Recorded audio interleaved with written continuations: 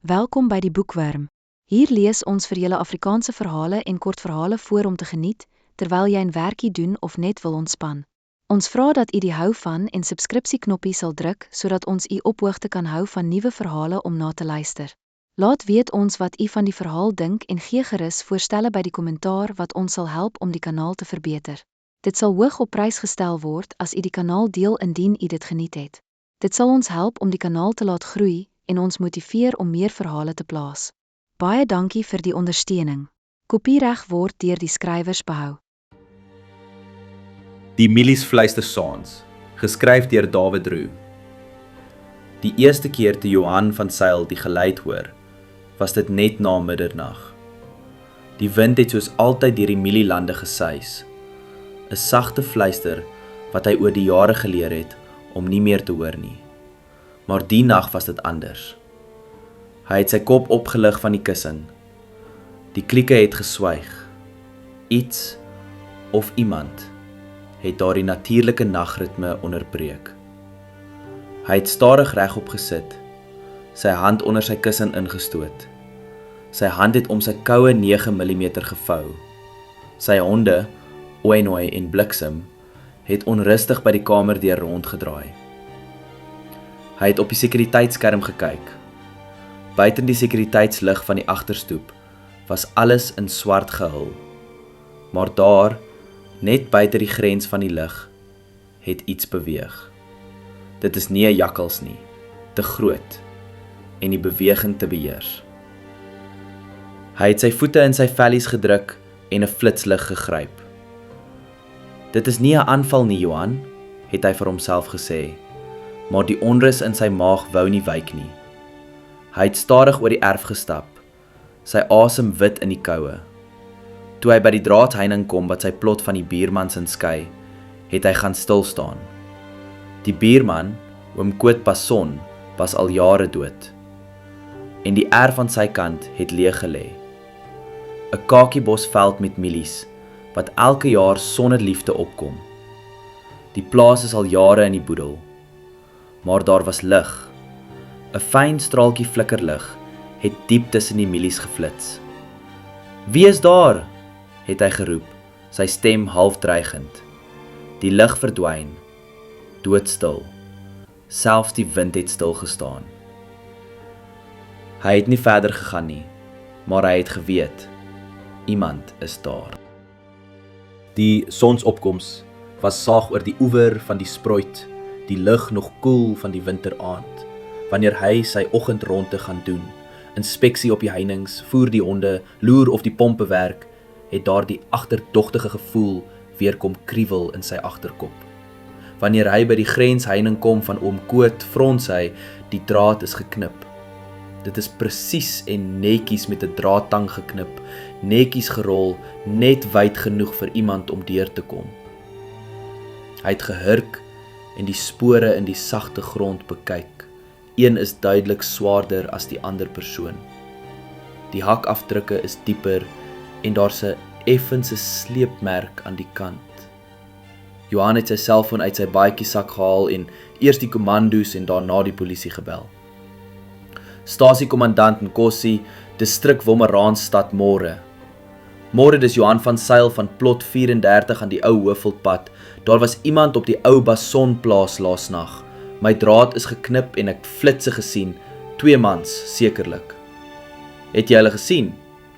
Net flitse en het spore vanoggend gevind. Wat is weg? Niks, daar was nie 'n inbraak nie. Hier is verdagte beweging en meneer Bason se plot staan al jare leeg. Hy draai om en stap terug na sy huis toe, terwyl hy nog besig is met die oproep. Daar's nie 'n voertuig beskikbaar op die oomblik nie, bel die kommandos.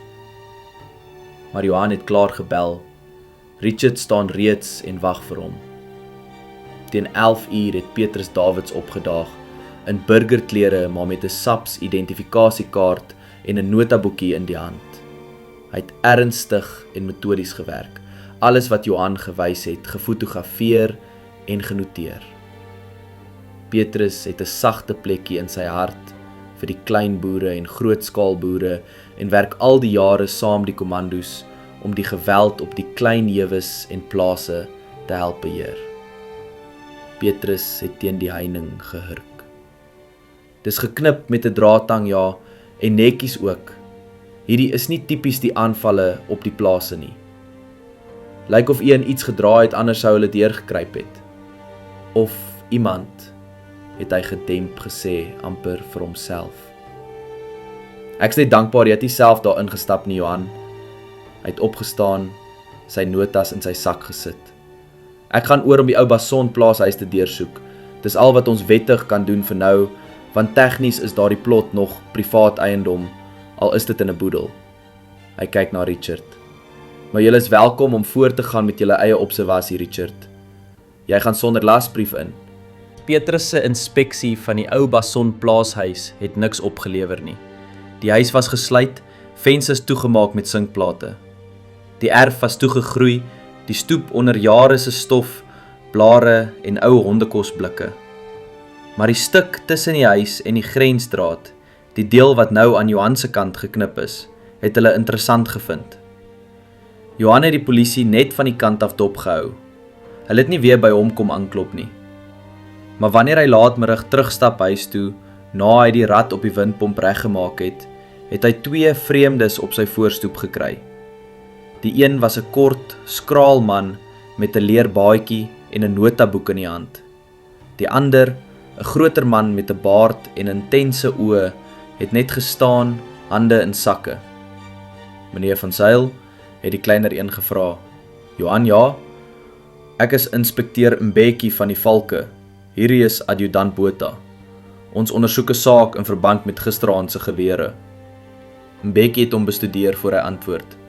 Kan ons binne gesels? Hy het hulle in die kombuis ingeneem en iets te drinke aangebied. Beide het beleefd geweier. Meneer van Zyl, ons glo iets is laas nag op die Basonplot afgelaai. Ons het tekens van voertuigbande en bloedspatsels gevind. Net 'n paar op die onkruid tussen die milies, maar duidelik genoeg. Bloed? Ja, en daar's ook 'n rubber handskoen gevind.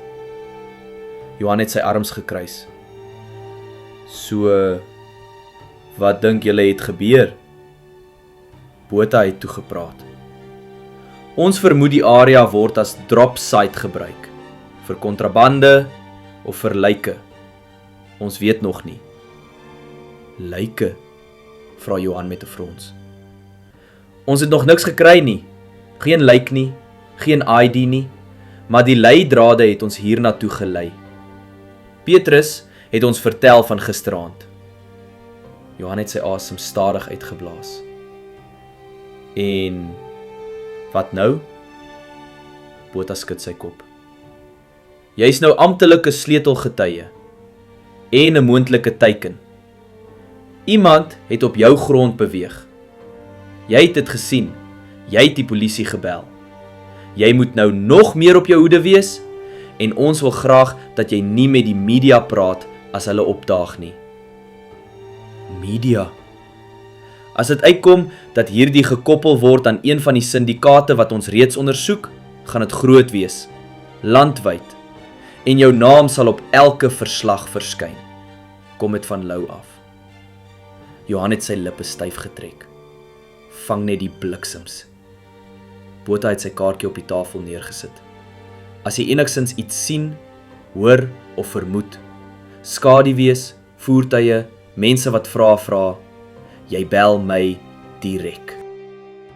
Teen daardie Vrydag aand het Johan se plot al 'n ander gevoel gehad. Die wind het gedraai. Hy het dit dadelik agtergekom toe hy die venster bo by die solderkamer gaan toemaak. Die een wat suid kyk, oor die Mielieland tot by die ou grensstraat. Iets in die lug het hom getref, nie net reën nie, 'n reuk, vrot en nat aarde. Hy het nie baie geslaap nie.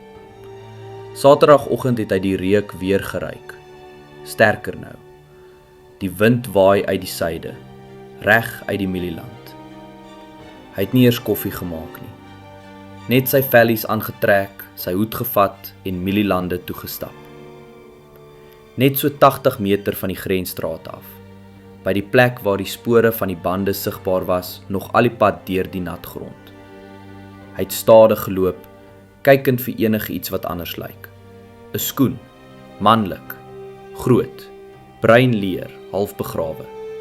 Hy het om hom gekyk. Alles was stil. Hy het gebuk en die grond begin losmaak. Net 'n paar sentimeter in, swart vulle sak, styf toegebind. En toe hy daaraan ruk, voel hy iets. Hard, maar nie been nie, nie organe nie. Te netjies, te glad, te simmetries. Hy het nie verder gegrawe nie. Hy het 'n foto geneem en toe vir adjudant Botha gebel. Ek het iets gevind, was al wat hy gesê het. Adjudant Botha het minder as 30 minute later opgedaag. Johan het hulle gewys waar om te kyk, maar het self 'n paar tree agtertoe gebly. Jy sê jy het nie verder gegrawe nie, vra Botha terwyl hy sy handskoene aantrek. Net genoeg om te sien dis nie 'n sak mielies nie, het hy geantwoord.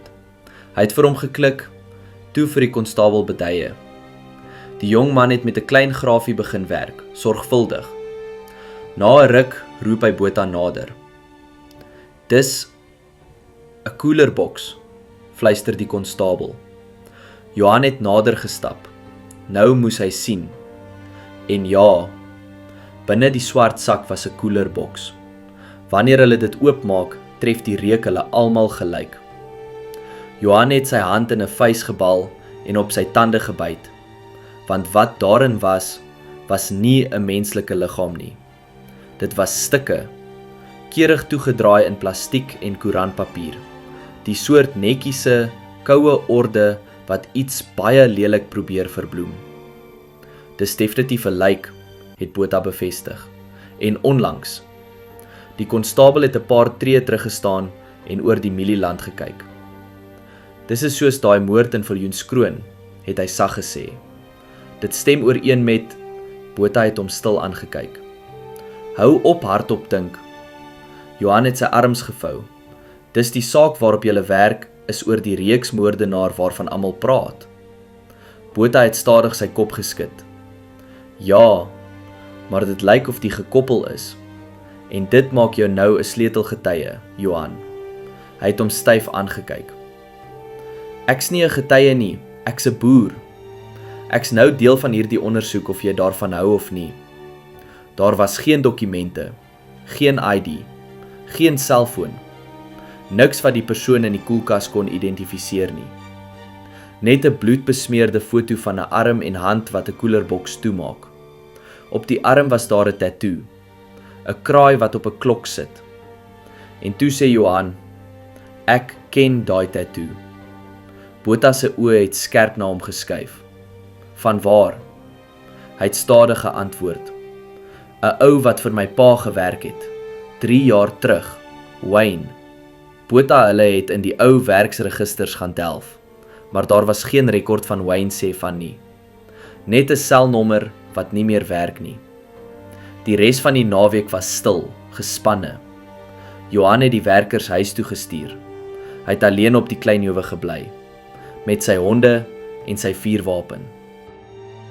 Sondag aand, net na 7, het hy weer 'n liggie gesien by oom Koot se huis. 'n Flikkering, 'n skaduwee binne. Hy het eers Richard en toe Botha gebel, die honde agter hom aangeroep en die pad daarheen gestap, stil. Die wind het weer uit die suide gewaai en die reuk, die keer van rook, was sterk. Toe hy aan die deur stoot, was dit nie gesluit nie. Iemand het vuur gemaak in die ou kaggel en op die vloer staan nog 'n koelerboks. Jy moes nie gekom het nie, Johan, kom die stem van agter hom. Hy draai stadig om. In die deur staan 'n man, valkleurige klere, stiewels met modder, 'n mis laag oor sy voorkop getrek. Maar is sy stem wat Johan herken. Wayne. Hy glimlag skeef. Het jou lank gevat. Ek het gedink jy het dalk nie jou pa se fyn ore geërf nie. Sy hand rus op iets by sy heup. Die dreigement hang in die lug. Jy het net verdwyn. Jep, sê Wayne. Oor die grens. Is maklik as jy weet wie om te betaal. Maar toe val alles uitmekaar, en ek moes terugkom. En sy was nog hier. Hy knik na die koelerboks agter Johan. Johan waag 'n tree vorentoe, bliksem grom saggies. Wie was sy? 'n Vrou wat te veel vrae gevra het? Gedink sy kan my afpers? Ek het gesê ek sal haar betaal, maar sy het gesê dis nie genoeg nie. Johan se vingers druk styf om sy 9mm in sy baadjiesak. En wat nou? Vra hy stadig. Nog 'n koelerboks? Gaan jy my ook baier tussen die mielies? Hy lag, 'n skurwe, hol geluid. Ek jou lanklaas gesien, Johan. Jy het tog al 'n groot man geword. Jou pa sou trots gewees het. Hy sou jou geskiet het, sis hy. Wayne se hand beweeg, maar Johan is vinniger. 2 skote klap deur die nagstilte. Die honde blaf. Wayne slaan agteroor teen die kaggelmuur. Bloed teen die stene. Sy knieë vou in. Hy probeer praat, maar die woorde borrel net. Sy kop gly sywaarts. Johan staan daar, sy arm nog uitgestrek. Sy bors, bonsin. Richard en adjudant Botha het intussen opgedaag. Hulle het die skote gehoor terwyl hulle nog uit hulle voertuie geklim het. Hy stap stadig nader, kyk na Wayne se liggaam. Wel, dis een manier om 'n saak toe te maak, maar nou het jy vir jouself moeilikheid gebring, sê hy saggies. Johan kyk op en hou sy hande na Botha om die boeie aan te sit. Ek het nie 'n keuse gehad nie. Botha knik. Tussen jou en my, jy het reg gedoen. Jy het lewendig uitgekom. 13 jaar later is Johan terug op sy stoep. Die wind waai sag deur die droë mielies. Die land is stil. Hy neem 'n sluk van sy koffie en kyk uit oor die veld. Die plaas voel weer soos syne. Elke aand, net voor donker, doen hy sy sekuriteitsronde om sy huis. Die wind deur die mielies het geklink soos 'n fluister, asof hulle iets onthou en iets wil sê. Baie dankie dat jy geluister het hier by Boekwurm. Onthou om asseblief die hou van knoppie te druk en in te teken op ons kanaal vir nog verhale vol avontuur, liefde en misterie. Deel jou gedagtes in die kommentare, ons hoor graag van jou. Tot die volgende storie, mooi loop.